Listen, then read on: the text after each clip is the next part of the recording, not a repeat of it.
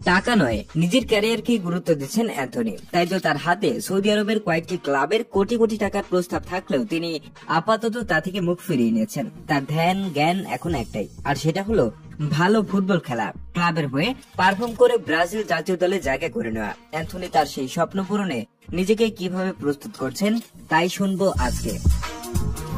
আয়াক্সের দুর্দান্ত পারফর্ম করে নজর কেড়েছিলেন সারা দুনিয়ার। আয়াক্সের হয়ে মাত্র 2 সিজন খেলেন অ্যান্থনি। আয়াক্সের হয়ে 57 ম্যাচে 18 গোল করেন। এ সময় তার প্লেইং স্টাইলকে নেদারল্যান্ডস ও আয়াক্সের লেজেন্ড স্যার ক্রুইফ এর সাথে মিলাতে শুরু করেন ফুটবল ফ্যানরা। তার ওয়ান টাচ, রবানা কিংবা রাউন্ড টার্নের কারণে প্রশংসিত হতে থাকেন ফুটবল পাড়ায়। নেইমার জুনিয়রের পর এরকম প্লেয়ার নিয়ে স্বপ্ন বুনতে শুরু করে ব্রাজিল ফ্যানেরা। এই সূত্র ধরে সেলেসাওদের জার্সিতে অভিষেক হতে দেরি হয়নি এই ব্রাজিল ফরওয়ার্ডের। মাত্র 21 বছর 7 মাস 13 দিন বয়সে বিশ্বকাপ বাছাই পর্বের ম্যাচে ভেনেজুয়েলার বিপক্ষে অভিষেক হয় তার। ব্রাজিলের জার্সি গায়ে তিনি এ পর্যন্ত 11 ম্যাচে 2টি গোল করেছেন। কিন্তু তার সবকিছু যেন ছিন্ন ভিন্ন হয়ে গেল ম্যানচেস্টার ইউনাইটেডে এসে। এখানে এসে নিজেকেই হারিয়ে ফেললেন তিলে তিলে।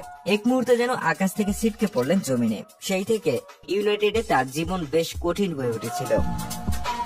গত সিজনে অ্যান্টনি ম্যানচেস্টার ইউনাইটেড থেকে স্প্যানিশ ক্লাব রিয়াল বেটিসে পাড়ি জমিয়েছিলেন, আর সেই পাড়ি জমানোটাই ছিল তার ক্যারিয়ারের টার্নিং পয়েন্ট। রিয়াল বেটিসে এসে দুর্দান্ত এক সিজন পার করেছে অ্যান্টনি। দলকে নিয়ে গেছেন উয়েফা কনফারেন্স লিগ ফাইনালে। সেখান থেকে লোন ডিল শেষে অ্যান্টনি এখন কোনো ক্লাবে খেলছেন না। ম্যানচেস্টার ইউনাইটেডেও রুবেন আমিরিমের ভবিষ্যৎ পরিকল্পনায় নেই তিনি। ম্যানচেস্টার ইউনাইটেড চাচ্ছে তাকে বিক্রি করতে। ইতিমধ্যে সৌদি থেকে এবং জার্মান লিগ থেকে প্রস্তাব এসেছে, কিন্তু বিভিন্ন ঘনিষ্ঠ সূত্র মতো অ্যান্থনি সকল প্রস্তাব প্রত্যাখ্যান করেছেন। তিনি রিয়াল বেটিসের দুর্দান্ত সিজন পার করা এবং রিয়াল বেটিস ভক্ত ও ম্যানেজমেন্টের ভালোবাসায় সিক্ত হয়ে জানিয়েছেন যে তিনি শুধুমাত্র রিয়াল বেটিসে যেতে চান।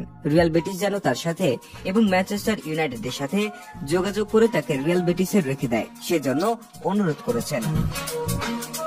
নিউট্রাল দিক থেকে চিন্তা করলে অ্যান্থনির এই সিদ্ধান্ত সঠিক। অ্যান্থনির রিয়াল বেটিসে সুখী, তার জন্য রিয়াল বেটিসের চেয়ে এই মুহূর্তে পারফেক্ট ক্লাব আর দ্বিতীয়টি নেই। আর রিয়াল বেটিস ফ্যানরাও তাকে বেশ ভালোবাসেন। অল্প দিনেই তাদের মনে জায়গা করে নিয়েছেন এই ব্রাজিলিয়ান। এমনও শোনা গেছে তাকে দলে ফেরাতে রিয়াল বেটিস ফ্যানরা ঘোষণা দিয়েছেন যে তারা নিজেরা চাঁদা দিয়ে হলেও অ্যান্থনিকে কেনার টাকা জোগাড় করে দিবেন, যাতে করে রিয়াল বেটিস অ্যান্থনিকে দলে ফেরাতে পারেন। ইসকোর সাথে অ্যান্টনির বোঝাপড়াটাও বেশ চমৎকার। দুজনে মিলে ভালোই সামলেছেন রিয়াল বেটিসকে। টাকার পিছনে না ছুটে সুন্দর ফুটবল ক্যারিয়ারের পিছনে ছুটে চলার জন্য তার আপাতত রিয়াল বেটিসেই যাওয়া উচিত। গত সিজনে যে লেভেলের পারফর্ম করেছে সেই লেভেলের পারফর্ম আরো এক সিজন করলে কোনো ভালো ক্লাব পেলেও পেতে পারেন।